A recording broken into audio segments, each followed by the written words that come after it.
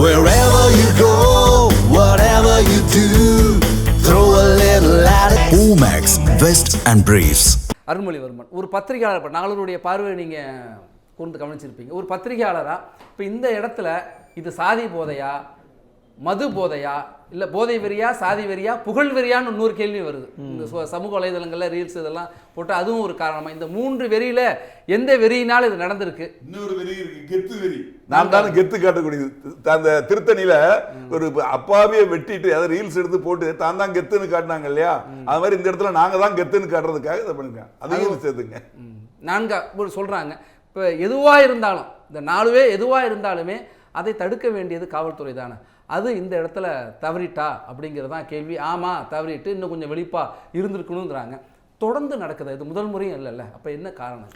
இல்லை, அடிப்படையில் ஒரு ஆரோக்கியமான சமூகத்தை கட்டமைக்கணுங்கிறதுக்காக நம்ம ஒரு விஷயத்தை பற்றி பேசணுங்கிறதுக்காகவே ஒரு மனமார்ந்த வாழ்த்துக்கள் தெரிவிச்சுக்கிறேன். ஏன்னா இன்றைக்கி கூட்டணி இங்கே போகிறாங்களா, அங்கே போகிறாங்களா, இவங்க யார் கூட பேச போகிறாங்க, எத்தனை சீட்டு வாங்க போகிறாங்க அப்படின்னு மக்களுக்கு 10 பைசாவுக்கு பிரயோஜனம் இல்லாத விவரங்களை பேசுகிறத விட சமூகத்தை மாற்றி அமைக்கணும் அப்படிங்கிறத பேச மனமார்ந்த வாழ்த்துக்களை தெரிவிச்சுக்கிறேன். ஐயா ராஜாராமோட கருத்துக்களோட 100% உடன்படுறேன். அவர் சொல்ல எல்லாமே உண்மைதான். இன்னும் அவர் சொல்ல விட்ட சில விஷயங்கள்லாம் நான் தொட்டு பேசணும்னு விரும்புகிறேன். அடிப்படையில் பார்த்தீங்கன்னா நீங்கள் சொன்ன மாதிரி அந்த இடத்துல அவனுக்கு இயல்பில் இருக்கிறது முதல்ல சாதி வெறி. சாதி வெறியால் வளர்க்கப்படுற ஒருத்தன், தன் சுயசாதி உணர்வால் வளர்க்கப்படுற ஒருத்தன் இன்னொருத்தனை அட்டாக் பண்ணணும், ஒருத்தனை அழிக்கணும் அப்படின்னா ஒரு காலகட்டத்தில் ஒரு விஷயத்தை கையில் எடுத்துருக்கிறான். அன்றைய காலகட்டத்தில் மதுவை கையில் எடுத்தான், இன்னைக்கு கஞ்சா போதை, அபின் போதை, மெத்தப்பட்ட பயன் போதைன்னு கையில் எடுத்துக்கிட்டு இருக்கான். இவ்வளவுதான் வேறுபாடு. மற்றபடி அவனுடைய செயின் ஆஃப் ஒர்க்குங்கிறது ஒரே மாதிரி தான் இருக்குது. இதில் நம்ம 2த்தையும் பேசணும், 2த்தையும் நம்ம கடந்து போயிட முடியாது. முதல் விவகாரம் நம்ம போதையை பற்றி பேசணுமோ, ஆமாம் போதையை பற்றி பேசித்தான் ஆகணும்.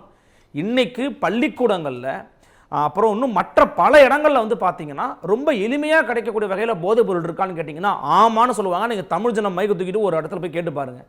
ஒரு பூக்கடைக்காரம்மாட்ட கேளுங்க, ஒரு ஓரமாக ஒரு பரோட்டா கடை வச்சுருக்காங்கன்னு கேட்டு பாருங்க, கட்டமாக ஆமாப்பா இருக்குதுமான்னு சொல்லுவாங்க. அதில் உங்களுக்கு மாற்றுக்கிறதே கிடையாது. இப்போ சிக்கல் என்ன வருதுன்னா, எங்கே தடுக்க தவறுச்சு நம்ம கேட்குறோம். தடுக்க தவறுனதுக்கு ஒரு பொறுப்பை எடுத்துக்கிட்டாங்கன்னா சிக்கல் இல்லை. இப்போ ஐயா கனகராஜ் அவர்கள் சொன்னாங்க, எங்கே அங்கே நடக்கலையா இங்கே நடக்கலான்னு கேட்டாங்க. உதாரணத்துக்கு அவர் சொல்லும்போது ஸ்டெர்லைட்டெல்லாம் அவரை குறிப்பிட்டு பேசினார். ஆனால் ஐயாவோட கட்சியை சேர்ந்த திருச்சி வேலுச்சாமி ஐயா சொல்கிறாங்க, ஸ்டெர்லைட் விவகாரத்தில் அதிமுக ஆட்சி காலகட்டத்தில் நடந்த அந்த சம்பவத்துக்கு எடப்பாடி பழனிசாமி அருணாச்சல கமிட்டி போட்டாங்க. அந்த கமிட்டி போடப்பட்டு திமுக ஆட்சி காலகட்டத்தில் சட்டமன்றத்தில் அதை வாசிக்கிறாங்க. யார் யார் குற்றவாளிங்கிறத அம்மையார் அருணாச்சல கிளியராக கொடுத்துட்டாங்க. நடவடிக்கை எடுத்ததா இல்லையா திமுக நடவடிக்கை எடுக்கலன்னு ஏன் கூட்டணி கட்சியில காங்கிரஸ் பேசல? இப்ப சிக்கல் எங்க தெரியுமா சார் வருதுன்னு ஒண்ணு சார், ப்ரமோஷன் கொடுக்கப்பட்டதா? அதாவது நான் இன்னும் வெளிப்படையா ஒன்னு சொல்றேன், கூட்டணி கட்சிகள் அதுல யாருக்கெல்லாம் பேரெல்லாம் மென்ஷன் பண்ணிருந்தாங்களோ அவங்களுக்கு இப்ப சமீபத்துல ஒருத்தர் ரிட்டையர் ஆனாரு, அவருக்கு பாராட்டு விழா எடுத்தாங்க. அதான் இப்ப என்னன்னா, கூட்டணி கட்சிகளா இல்லாம ஒரு ப்ரோ டிஎம்கே, அதாவது அவங்க ஒரு திமுகவோட இன்னொரு அணியா மாறி போனதுதான் இங்க மிகப்பெரிய பிரச்சனை நான் பாக்குறேன். எனக்கு எதிர்கட்சிகள் மேல விமர்சனம் இருக்கு. இன்னும் வீரியமா மக்கள் மன்றத்தில் இப்ப நயனா நாகேந்திரன் ஐயா அவர்கள் ஒரு பிரஸ் மீட் கொடுக்குறாங்க, ஒரு அறிக்கை வர்றாங்களா, களத்தில் இறங்கணும் பிஜேபி.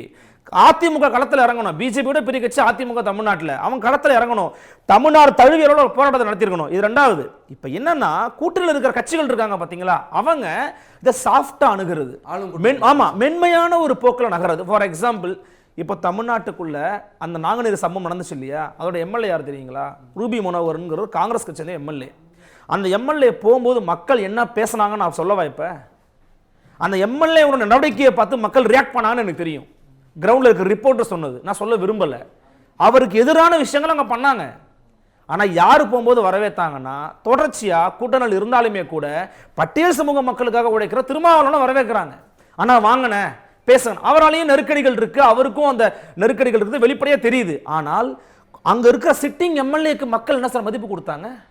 சிட்டிங் எம்எல்ஏ ஏன் சார் கண்டிக்கல, ஏன் தடுப்பதற்கான நடவடிக்கை எடுக்கல? ரொம்ப சிம்பிளான விஷயம் சார். நீங்க தொடர்ச்சியான சாதி சமூக விஷயங்கள் நடக்குது அப்படிங்கிறதுக்காக தான் சமூக நீதி கண்காணிப்பு குழுங்கிறத திராவிட மாடல் அரசு போட்டாங்கன்னு சொன்னாங்கல்ல. சமூக நீதி கண்காணிப்பு குழு கடந்த 4 ஆண்டுகள்ல பண்ண வேலை என்னங்கிறத வெள்ளையறிக்கை கொடுப்பாங்களா?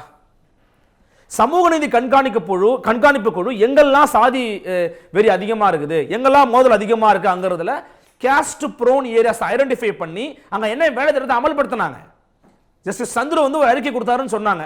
அது அமல இருக்கா இல்லைன்னு தெரியுமா ஐயா கனகராஜுக்கு? அமல இல்ல சார். அமல்ல இருந்தா தானே உங்களுக்கு ஏதாவது எந்த இடத்துலையும் போதை இருக்குதா, எல்லா இடத்துலையும் கஞ்சா இருக்கா அப்படிங்கிறத தாண்டி நம்ம ஒரு விஷயத்தை வெளிப்படையா பேசுவோம். எல்லா இடத்துலையும் சாதி இருக்கு, பள்ளி கல்வி கூடங்கள சாதி இருக்குது, காவல்துறைக்குள்ள சாதி இருக்கு சார். ஐயா ஒத்துப்பாங்களா இல்லைன்னு தெரியல. சிறை கூடங்கள சாதி இருக்கு. தேவர் பிளாக்னு போடுறான், இந்த பிளாக்னு போடுறான், நாடார் பிளாக்னு போடுறான், சிறைக்குள்ள சாதி இருக்குது. எல்லா இடத்துலயும் சாதி பரவி இருக்குது. அப்ப அதை தடுப்பது நடவடிக்கை என்னன்னு எடுத்தேன்னு கேட்டா, சரி, நான் போய் ஜிடி நாயுடு மேம்பாலம் வைக்கிறேன்னு பேர் வச்சிட்டு இருக்கிறாரு. ஜிடி நாயுடு பாலத்துக்கு பேர் வைக்கிறேன். மற்ற சாதி பேர்ல தூக்குற நீங்க, அதுதான் திராவிடத்தின் சாதனைன்னு சொல்லக்கூடிய நீங்க, சாதி பேரை பின்னொட்டு வச்சிருக்கக்கூடிய ஒருத்தருடைய பேரை தூக்கிட்டு போய் வைக்கிறீங்க. ஏன் ஜிடி பாலம் வச்சா அவர் யாருன்னு தெரியாதா சமூகத்துக்கு? அப்போ இங்க ஆளுங்கட்சியின் கூட்டணியில் இருக்கிறவங்க அவங்க தன்னுடைய சுயத்தை இழந்து என்னைக்காச்சும் ஒரு நாள், சரி எனக்கு ஏன் நீ இப்ப காங்கிரஸை பத்தி பேசுறேன்னா, ஐயா பேசுறா காங்கிரஸை பத்தி பேசுறேன், என்னைக்காவது ஒரு நாள் வரலாற்றுல, தமிழ்நாட்டு வரலாற்றுல காமராஜருக்கு பிறகு காங்கிரஸ் மக்களுக்காக போராடியது, காங்கிரஸ் மக்களுக்காக வந்து ஆர்ப்பாட்டம் பண்ணுச்சு, காங்கிரஸ் ஒரு உண்ணாவிரத போராட்டம் பண்ணுச்சு, காங்கிரஸ் இடத்துல இறங்கி நின்று ஒரு இடத்த அடிச்சு நொறுக்குறாங்க, பயங்கர மக்களுக்காக போராடுறாங்கன்னு கேள்விப்பட்டிருக்கீங்க? ஒரு நாள் செய்தி வந்திருக்குது, கடந்த ஒரு வாரமா செய்தி வந்திருக்கு. எதுக்கு தெரியுமா? காங்கிரஸ் தாவேகாவுக்கு போகுமா திமுகவுக்கு போகுமா? நீங்க எங்க போனா என்ன சமூகத்துக்கு? அதனால 10 பைசா பிரயோஜனம் இருக்குதா தமிழ்நாட்டுக்கு? அப்ப காங்கிரஸ் மக்களோட நின்று இருந்ததுன்னா, நீங்க மக்களோட மக்களா போராடி இருந்தீங்கன்னா, மக்களோட மக்களா நின்று, ஏங்க நான் கூட்டணியில் இருந்தாலும் சரிங்க, நான் கூட்டணியில் இருந்தாலும் சரிங்க, நீங்க பண்றது தப்புங்க எடுத்து சொல்லிருக்கணும்ல, பேசிருக்கணும்ல. அதை பண்ணாத ஒரு விஷயமும் எதிர்க்கட்சிகளுடைய வீரியமற்ற போராட்ட முறைகளும் தான் இது போன்ற விவகாரம் நடப்பது தொடர்ச்சியான காரணமா. அதுல இன்னொன்னு வருது. இப்போ போயிட்டு இருக்க 2 தலைவர்கள் 2 மாதிரி கருத்து சொல்லியிருக்காங்க. ஒருத்தர் போதையினால தான் இது நடந்திருக்கு, போதைப் பொருட்கள் புழக்கத்தை இங்க அதிகரித்து தமிழ்நாட்டை சிதைக்க ஒரு சதின்னு ஒரு தலைவர் சொல்றாரு. இன்னொருத்தர் இன்னும் இந்த சாதிய ஆதிக்கத்தினால தான் அது நடக்குது. என் கருத்து ரெண்டுமே இருக்கு சார். சாதி போதையும் ஒழிக்கணும், கஞ்சா போதையும் ஒழிக்கணும், ரெண்டுமே ஒழிக்கணும். சரி, தொடர்ந்து பேசலாம். நான் உங்கள்கிட்ட திரும்ப உங்கள்கிட்டே வர்றேன். அருள்மொழிவர்மன், இப்போ வெளிமாநிலத்திலேருந்து வருது, இங்கே வந்து செய்கிறது அது கட்டுப்படுத்துறது ரொம்ப சிரமம் அப்படிங்கிறாங்க. இருக்கிற சட்டங்களே போதுமா? இப்போ கனகராஜ் சொன்ன மாதிரி ஒரு சட்டம் கொண்டு வந்தாங்க, அதுக்கு வந்து கொண்டு வரதுக்கான தடுத்துட்டாங்க, அதெல்லாம் ஒரு காரணம் அப்படிலாம் சொல்கிறாரு. இல்லை அப்படிலாம் இல்லை. என்னை பொறுத்த வரைக்கும் தமிழ்நாட்டில் நீங்கள் தலைப்பில் கூட நல்லா ஒரு வார்த்தையை வச்சுருந்தீங்க. நம்ம விளம்பரங்களுக்கு அப்புறம் மற்ற விஷயங்களுக்கெல்லாம் ரொம்ப நிறைய செலவு பண்ணுறோம். இந்த இவ்வளவு விளம்பரங்களுக்கு நீங்கள் கொடுக்கக்கூடிய அந்த செலவினங்களையோ அல்லது மற்ற இலவசங்களையோ கூட நீங்கள் தடுத்து நிப்பாட்டி, இது போன்ற சட்ட ஒழுங்கு சிக்கல்கள் நேராத வகையில் நீங்களால் பண்ண முடியும். ஒரு உதாரணத்துக்கு சொல்கிறேன். தொடர்ச்சியாக இந்த ஆட்சியில் கடந்த ஒரு 4-5 மாதங்களுக்கு முன்பாக உங்களை நினைவுக்குன்னு நினைக்கிறேன், தொடர்ச்சியாக பண்ணை படுகொலை நடந்துருச்சு. பண்ணை பகுதிகளில் எல்லா இடத்துலையும் படுகொலை. ஒரு வயசான அம்மா இருப்பாங்க, படுத்து தூங்கி இருப்பாங்க, தென்னை மரத்தை தூங்கிட்டு இருந்திருப்பாங்க, முதியோர்களா பார்த்து படுகொலை, குடும்பங்களா படுகொலை பண்ணாங்க. அப்ப என்ன சொன்னாங்கன்னா, சிசிடிவி கேமராஸ் இல்லை அப்படின்னாங்க. அப்புறம் அந்த பகுதி சிசிடிவி கேமராஸ் வச்சு கொஞ்சம் ரோந்து பணிகளில் காவலர்களை அதிகமாக வச்சு மஃப்டியில் போட்டு இப்படி வந்து அதை வந்து கொஞ்சமாக இப்போ கண்ட்ரோல் பண்ணியிருக்காங்கல்ல. அந்த மாதிரி அதை கண்ட்ரோல் பண்ண முடியும் சார். இவர் சொன்ன மாதிரி காவல்துறையினருக்கு தெரியும் சார் எங்கே கஞ்சா இருக்குன்னு, எங்க யாரு கஞ்சா விற்கிறாங்கன்னு காவல்துறையினருக்கு நல்லாவே தெரியும். இவர் சொன்ன மாதிரி சட்டங்களை தமிழக அரசால ஏன் போட முடியாது? புதிய சட்டங்கள் தேவையில்லை, இருக்கிறத நடைமுறைப்படுத்தினாலே சார். இருக்கிறத எங்க நடைமுறைப்படுத்துறாங்க. தமிழ்நாடு டிஜிபி யாரு? டிஜிபி போடாம ஒரு மாநிலம் இவ்வளவு நாள் இருக்கிறது நம்ம தமிழ்நாட்டுக்கு எவ்வளவு பெரிய அவமானம் தெரியுமா உங்களுக்கு? என்னைக்காச்சும் இந்த மாதிரி இருந்திருக்குதா சார் டிஜிபி போடாம தமிழ்நாட்டுல? அப்பனா யூபிஏ ஃபாலோ பண்றீங்களா? இருங்க, அப்ப யோகியை ஃபாலோ பண்றீங்களா? டிஜிபி இப்ப எக்ஸ்டென்ஷன்ல தான் இருக்கு சார். அப்ப யோகியை ஃபாலோ பண்றீங்க சார்.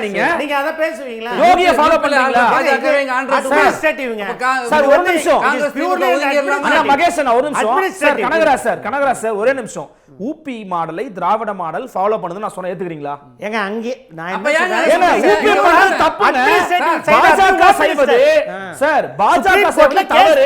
நம்ம தமிழ்நாட்டை சுப்ரீம் கோர்ட்ல கேஸ் பண்ணீங்க, ஹை கோர்ட்ல கேஸ் பண்ணீங்க, அதுக்கு அப்புறம் யூபி கேஸ் பொறுத்து தான் எல்லாம் செய்வாங்க. இதனால தான் சார் காங்கிரஸ் ஏன் தமிழ்நாட்டுக்குள்ள வளர முடியலனா, இப்படியாக அரசு செய்யக்கூடிய பிழைகளை தவறுகளை இவர்கள் ஆதரித்து அதற்கு நீங்க சமரசம் பண்ணி தான் உங்க கட்சி 30 சீட்டு கூட வாங்கணும் நின்னுகிட்டு இருக்கீங்க. அதெல்லாம் எடுக்க போறீங்க நீங்க. ஒரே நிமிஷம். இல்ல எங்க கட்சி எப்படி வளர்க்கணும் போடாம உங்களோட ஆலோசனை தேவையில்லை. தமிழ்நாடு அரசு டிஜிபி போடுறான்னு கேட்டா யூபிஏ ஃபாலோ பண்றாங்கன்னு பேசுறாரு. நீங்க எடுத்துக்கங்க. இல்ல காங்கிரஸ் கட்சி எப்படி சார் பேசுறீங்க? குற்றச்சாட்டா வைக்கிறாரு. காங்கிரஸ் கட்சி இன்னைக்கு தீண்டாமை ஒழிப்பு போராட்டம் கொண்டு வந்தது யாரு? இல்ல ஒரு நிமிஷம். தீண்டாமை சட்டம் கொண்டு வந்தது யாரு? காங்கிரஸ் கட்சி. அரசியல் சாசன சட்டம் கொடுத்தது யாரு? காங்கிரஸ் கட்சி. ஏங்க இன்னைக்கு கல்வியை கொடுத்தது யாரு? காங்கிரஸ் 10 ஆண்டுகள்ல காமராஜருக்கு பிறகு நீங்கள் என்ன செஞ்சீங்க? மக்களுக்கான கட்சி. கடைசி 10 ஆண்டுகள்ல மக்களுக்காக நடத்திய போராட்டத்தை சொல்லுங்க. எங்க போராட்டம் பண்ணல? வள்ளுவர் கோட்டத்தில் நீங்க வந்து பாத்தீங்கன்னா தெரியும். என்ன பண்ணீங்க? நிறைய போராட்டம் பண்ணிருக்கோம். எத்தனை போராட்டம் பண்ணீங்க? ஏங்க எல்லாரும் போராட்டம் பண்ணி கடைசியா பண்ண 5 போராட்டம் சொல்லுங்க. இல்ல நம்ம கடைசியா ஒரு நிமிஷம், கடைசியா பண்ண 5 போராட்டம் சொல்லுங்க. ஏங்க காவேரிக்கு பண்ணிருக்கோம், தீண்டாமைக்கு பண்ணிருக்கோம், பொள்ளாச்சி இன்சிடென்ட்க்கு பண்ணோம். பாத்தீங்களா? தெரியல. விஷ்ணுபிரியா தெரியல. கடைசியா 5 ஆண்டுல பண்ணீங்கன்னு தெரியல. அருள்மொழி டிஎஸ்பி விஷ்ணுபிரியா கனகராஜ் கடைசி 5 ஆண்டுகள கேக்குறேன் சார். இல்ல நான் கேட்டேன். கனகராஜ் காவேரி தலைப்புக்கு வெளியே போனாலும் தேவையா ஒன்னு கேக்குறேன். நேற்று கர்நாடக சட்டப்பேரவையில மேகேதாடு அணை கட்டுறதுக்கு 9,000 கோடியில விரிவான திட்ட அறிக்கைக்கு அங்க பேசியிருக்காங்க. தொடர்ந்து சுப்ரீம் கோர்ட்டு வழக்கு தள்ளுபடி ஆயிட்டு, தமிழ்நாடு வழக்கு தள்ளுபடி ஆயின்னு சொல்லிட்டு தீவிரப்படுத்தவும் சொல்லியிருக்காங்க. காங்கிரஸ் என்ன செஞ்சிருக்கு? சரி, தமிழ்நாடு காவிரிக்கு போறான்னு சொன்னீங்கல்ல, இந்த காவிரிக்கு போனா ஏங்க தமிழ்நாடு வேற காவிரியா? இருங்க, தமிழ்நாடு காங்கிரஸ் கமிட்டியை பொறுத்தவரையிலும் மேகதாது அணையை கட்ட விட மாட்டோம், கட்டக்கூடாது. அதுதான் எங்களுடைய கொள்கை. கனகராஜ் சொல்லியிருக்காருல, தஞ்சாவூர் சொல்றாருல, டெல்டா விவசாயிகளை, தமிழ்நாட்டு விவசாயிகளை பாதுகாக்கின்ற தமிழ்நாடு காங்கிரஸ் கமிட்டி தொண்டனாக சொல்றேன். சரி, கனகராஜ் ஜனத்தின் குரல்ல சொல்றாரு. செல்வ பிறந்தகை ஒரு அறிக்கை விட்டுருக்காரா? டெஃபினட்டா கொடுப்பாருங்க. ஏற்கனவே பேசியிருக்காரு, பத்திரிக்கையில பேசியிருக்கோம் சார். அதான் சார், ஏற்கனவே இருக்கக்கூடிய விவரங்களை இவங்க வந்து ஃபாலோ பண்ணா நல்லா இருக்கும் சார். அதையே இவங்க வந்து ஃபாலோ பண்ணல. முதலமைச்சருக்கு ஒரு 4-5 அதிகாரிகளை வச்சுக்கிட்டு அந்த அதிகாரிகள் வந்து இப்போ அதிமுக ஆட்சி காலகட்டத்தில் அடிமைகளின் ஆட்சின்னு சொன்னாங்க. இது அதிகாரிகளின் ஆட்சி. அதிகாரிகள் சொல்றாங்க இந்த பக்கம் தேனாரோடு இந்த பக்கம் பாலாரோடு நம்பிடுறாங்க. முதலமைச்சர் அவர்களுக்கு சரியான தகவலை கொண்டு போய் சேர்க்கிறவங்க அந்த இடத்துல இருந்தாங்கன்னா ஒரு பெர்மனன்ட் டிஜிபி இல்லாதது வந்து இந்த சட்டம் ஒழுங்கு பிரச்சனைக்கு தொடர்பு இருக்கு சார். இல்ல நான் மறுக்க முடியாது. நீங்க விவரம் தெரிஞ்சவங்கள்ட்ட போய் கேளுங்க, ஐயாட்ட தனிப்பட்ட முறையில் கேட்டு பாருங்க. டிஜிபி இல்லாததுங்கிறது ஒரு மாநிலத்துக்கு எவ்வளவு பெரிய ஒரு இழுக்குன்னு கேட்டு பாருங்க. டிஎஸ்பி விஷ்ணுபிரியா எப்பங்க இறந்தாங்க? சாதி போதையும் சரி, கஞ்சா போதையும் சரி, 2 போதையும் ஒழிக்க வேண்டிய ஒரு தேவை ஒரு அரசாங்கத்துக்கு இருக்குது. அதை நோக்கி பயணப்படணும் அப்படின்னா அந்த பொறுப்பு முதலமைச்சருக்கு தான் இருக்குது. அதை நோக்கி ஒரு பயணப்படணும், இன்னும் வீரியமா பயணப்படணும். நன்றி.